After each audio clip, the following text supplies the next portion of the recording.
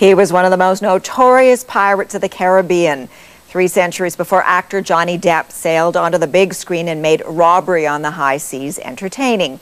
Captain Kidd always said he was given a bad rap, that he was an honorable privateer, not a pirate. But he was hanged anyway, his body on public display. Now treasure searchers think they have found the captain's ship, and with it, as CTV's Tom Walters reports, answers. On a shallow reef off the Dominican Republic, they have found the past.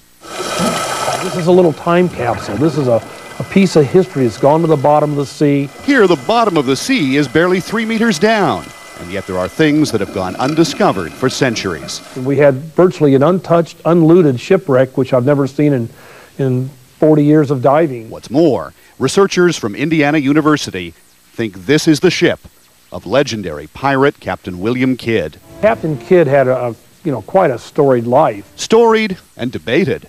Some say he was not a pirate at all, but a privateer, an economic weapon of war, looting England's enemies.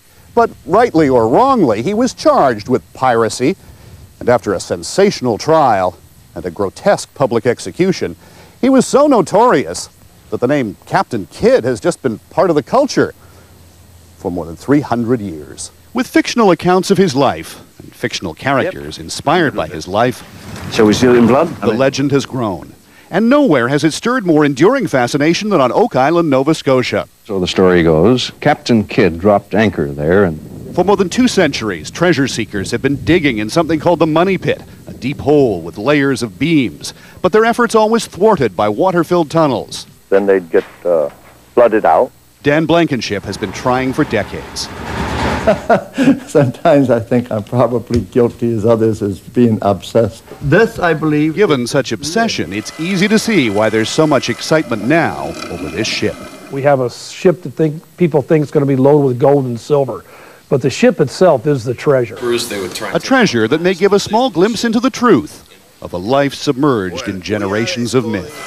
Tom Walters, CTV News, Los Angeles.